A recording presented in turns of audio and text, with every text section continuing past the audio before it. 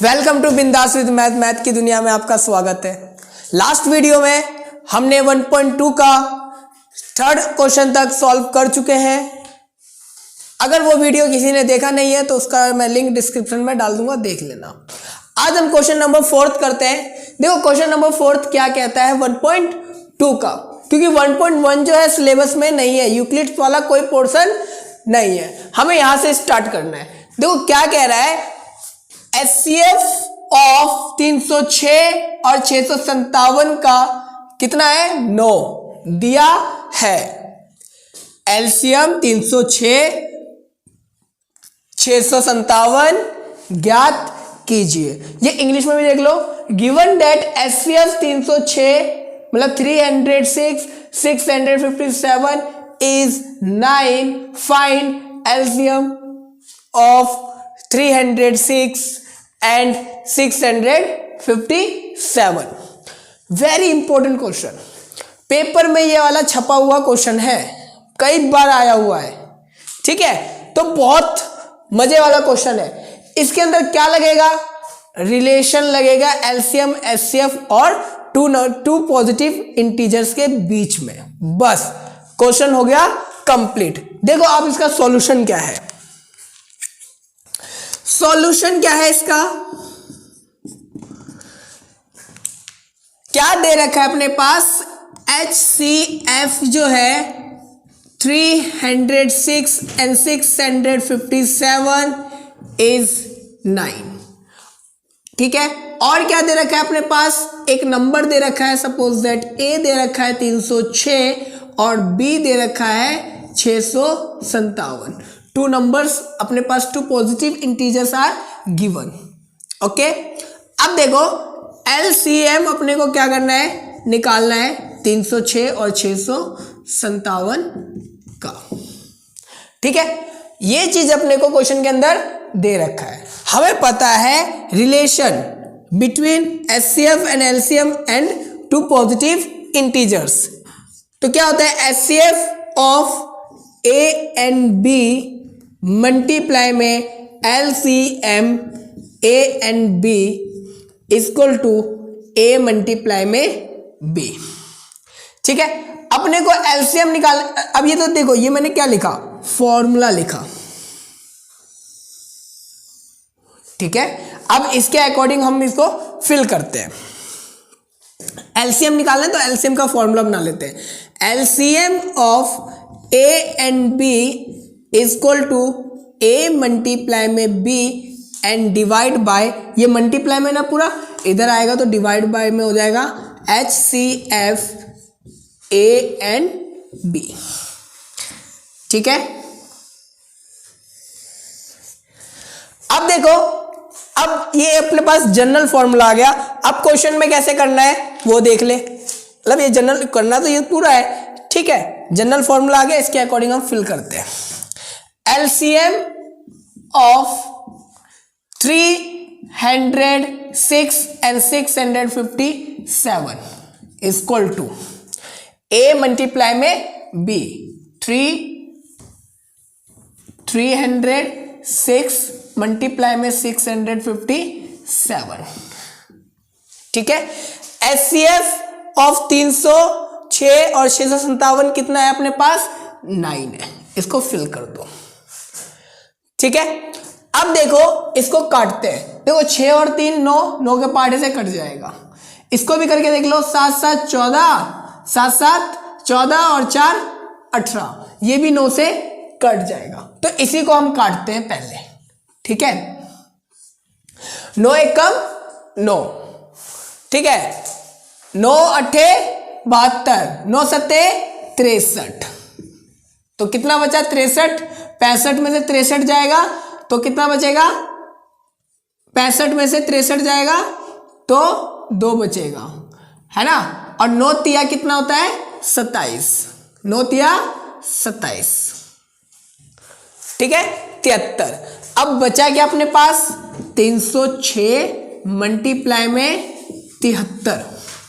अब इसका मल्टीप्लाई कर दो, तो मल्टीप्लाई हम करते हैं तो 306 मल्टीप्लाई में 7 3, 3 6 18 का 8 हासिल 1 मल्टीप्लाई तो आता ही होगा आप लोगों को 9।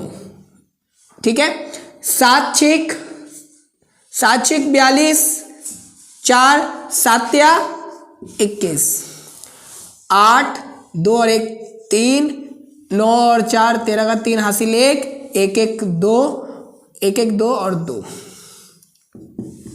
22,338 इसका एलसीएम है। ठीक है, अब हम मिलते हैं नेक्स्ट क्वेश्चन में। Question number 5। क्वेश्चन नंबर 5 क्या कह रहा है, जांच कीजिए कि क्या किसी प्राकृत संख्या n के लिए संख्या 6n अंक 0 पर समाप्त होता है।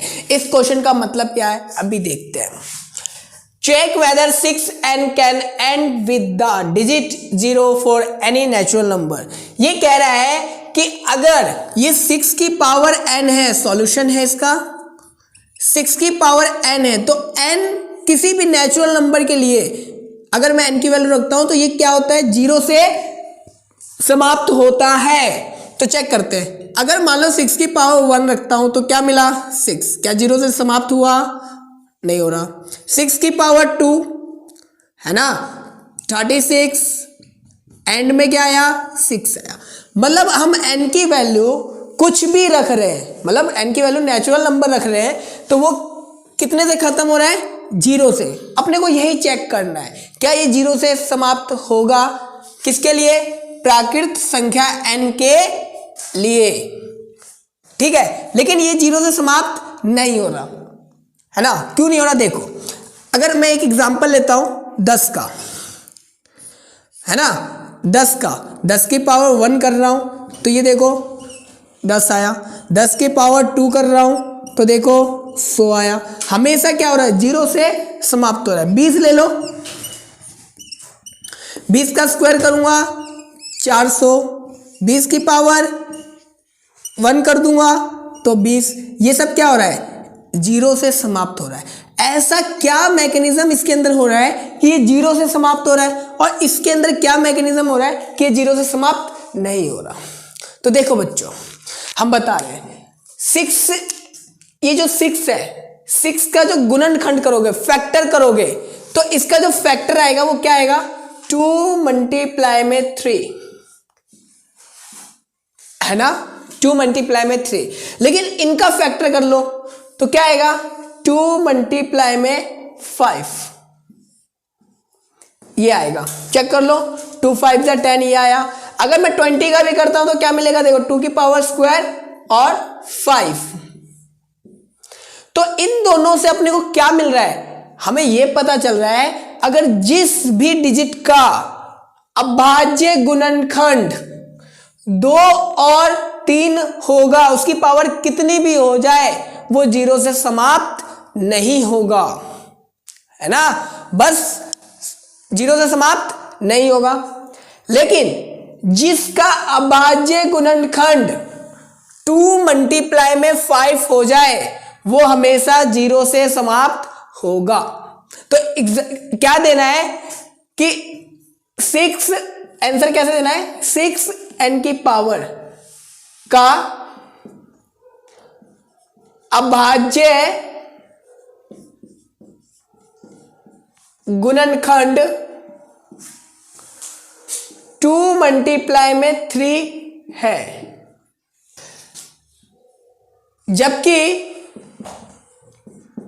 जबकि कोई प्राकृत n शून्य से समाप्त होगा जब उसका अभाज्य गुणनखंड 2 मल्टीप्लाई में 5 की पावर n होगा। अतः 6 की पावर n शून्य से समाप्त नहीं होगा। ये अपना इस क्वेश्चन का सॉल्यूशन है ना। क्या है? 6n का अभाज्य गुणनखंड 2 मल्टीप्लाई में 3n है, जबकि कोई प्राकृतिक n शून्य से समाप्त होगा जब उसका अभाज्य गुणनखंड ये होगा। अतः 6n शून्य से समाप्त नहीं होगा। अब देखते हैं नेक्स्ट क्वेश्चन नंबर 6 क्या कह रहा है। व्याख्या कीजिए 7 मल्टीप्लाई में 11 मल्टीप्लाई में 13 प्लस में 13 और 7 मल्टीप्लाई में 6 मल्टीप्लाई में 5 मल्टीप्लाई में 4 मल्टीप्लाई में 3 मल्टीप्लाई में 2 मल्टीप्लाई में 1 प्लस 5 भाज्य संख्या है। बच्चों हम आपको बता दें भाज्य संख्या क्या होते हैं। भाज्य संख्या क्या थे? भाज्य संख्या जो होता है ना, भाज्य संख्या लिख लेना। भाज्य संख्या जो होता है वो क्या होता है? वह संख्या जो एक से खुद से और अन्य संख्या से विभाजित होता हो।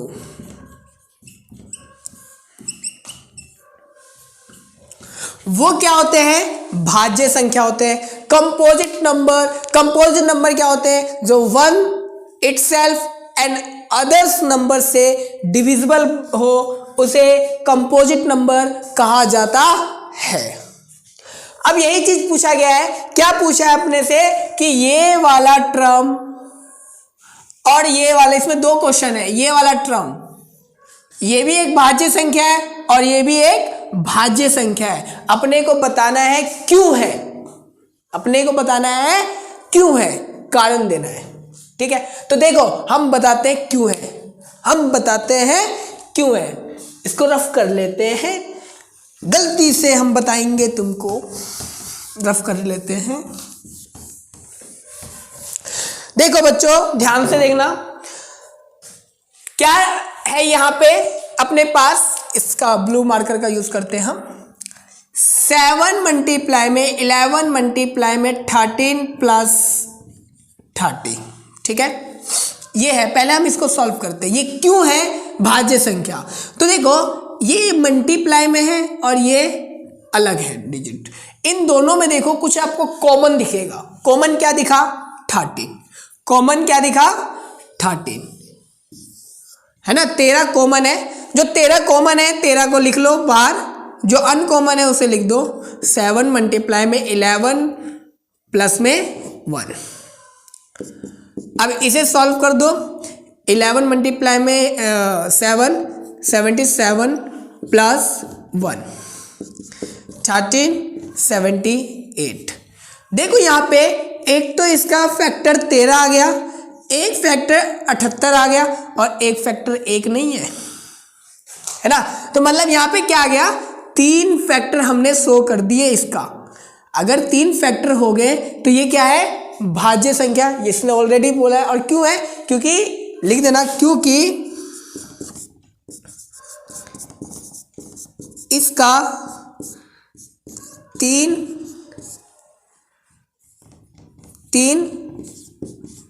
गुणनखंड है, या आप लिख सकते हो 3 से ज्यादा गुणनखंड है। क्या लिख सकते हो? 3 से ज्यादा। यहां पे और भी हो सकते हैं, है ना। 3 से ज्यादा गुणनखंड है।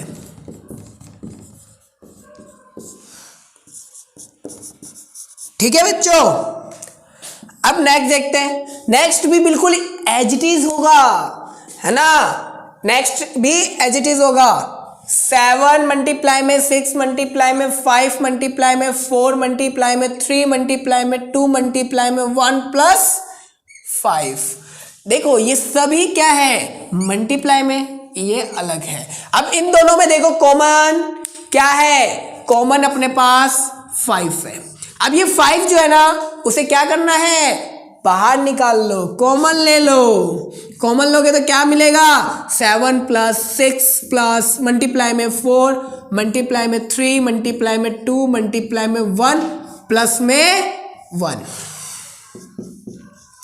वैसे इसको करो 6 सत्ते 42, 6 सत्ते 42, 42 दूनी 84, 42 दूनी 84 और 4 तिया 12, 84 और 12 का मल्टीप्लाई कर दो, 84 और 12 का मल्टीप्लाई कर दो, 12 चौक कितना होता है 48, 4 12 ठे 72 और 4 12 ठे 96 और 4 100, 108, 108 प्लस 1 5, ये कितना हो गया 109, है ना। इसके आगे एक और लगा दो मल्टीप्लाई में 1, है ना। 1 क्या है 1 सभी के फैक्टर होते हैं, तो 1 लगा दो। यहां भी कितने फैक्टर हो गए इसके, देखो 1 2 और 1 3। तो यही कारण दे दो क्योंकि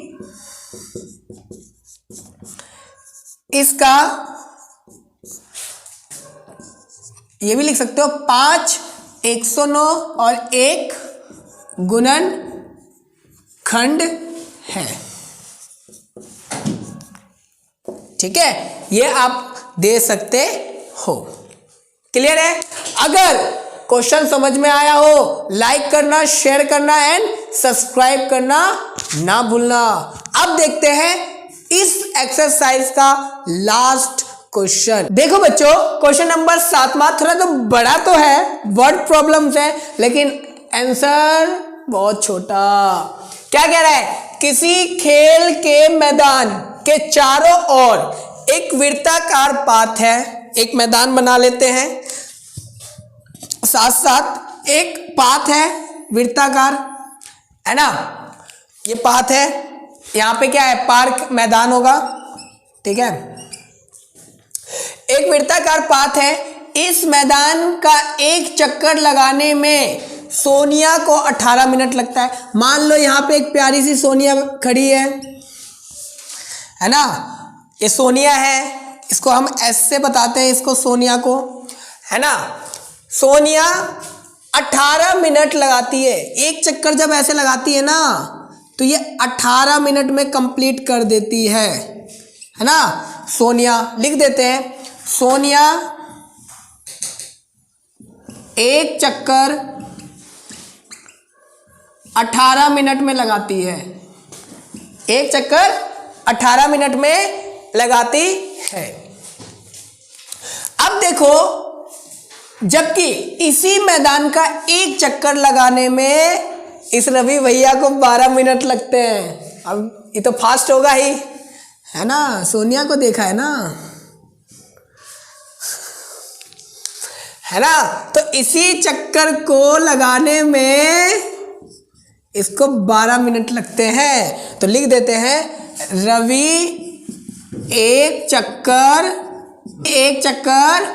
12 मिनट में लगाता है। मान लीजिए वो दोनों एक ही स्थान पर एक ही समय पर चलना करते, प्रारंभ करके एक ही दिशा में चलते हैं। प्रारंभ मतलब स्टार्ट कर रहा है, ठीक है, स्टार्ट कर रहा है, करके एक ही दिशा में चलते हैं। कितने समय बाद पुण्य प्रारंभिक स्थान पर मिलेंगे। मतलब ये कितना चक्कर लगाएगा ऐसे ऐसे कि ये दोबारा मिल जाएगा। अब सोचो, सोनिया का टाइमिंग अलग है और रवि का टाइमिंग अलग है। मान लो सोनिया यहां पे है तो रवि यहां पे पहुंच, मतलब ये सोनिया चल रही है ना, मतलब दौड़ रही है, चक्कर लगा रही है, यहां पे कहीं पहुंची तो ये कहां पहुंच जाएगा, यहां पे। तो ऐसे ही फिर नेक्स्ट सर्कल करेगा तो ये सोनिया यहां पहुंची, ये यहां पहुंच सकता है। तो ऐसे कब मिलेगा। और ऐसे वर्ड प्रॉब्लम्स के अंदर एक चीज याद रखना, आपको अधिकतम मान भी पूछा जा सकता है और न्यूनतम मान भी पूछा जा सकता है। अगर न्यूनतम मान पूछता है तो वहां पे एलसीएम करना। वैसे यहां पे हम निकालेंगे इन दोनों में जो सबसे नियरेस्ट, सबसे पास में कॉमन है, लीस्ट कॉमन मल्टीपल निकालेंगे। इसका लीस्ट कॉमन मल्टीपल मतलब 18 और 12 का एलसीएम निकाल लो और ये आपको पता चल जाएगा। ये जब स्टार्ट हुआ उसके अगले डायरेक्शन, मतलब उसके अगले क्या बोलते हैं यार, उसके अगले चक्कर में वो कब मिलेगा सोनिया से। ठीक है, तो अगर ऐसा सिचुएशन आता है और निकालने को बोले तो हमेशा आप क्या करोगे, एलसीएम निकालना। तो 18 और 12 का एलसीएम निकालो। 18 का एलसीएम निकालो तो 2 नीम 3 तिया, 2 मल्टीप्लाई में 3 मल्टीप्लाई में 3। 12 का निकालो 2 मल्टीप्लाई में 6, मतलब 2 मल्टीप्लाई में 3। ये 2 कॉमन है, ये 3 कॉमन है, जो अनकॉमन है उसे एज इट इज लिख दो, एज इट इज लिख दो। 3 दूनी 6, 3 दूनी 6, 6 तिया 18, 18 दूनी 36। 36 मिनट बाद रवि जो है उस सोनिया से दोबारा मिलेगा उसी जगह पे। ठीक है, अगर वीडियो अच्छी लगी हो तो लाइक बनता है, शेयर भी बनता है और सब्सक्राइब भी बनता है। आपको ये वीडियो को इतना शेयर कर दो कि हर बच्चे जो फीस नहीं दे सकते ट्यूशन का वो पढ़ सके। तब तक के लिए जय हिंद।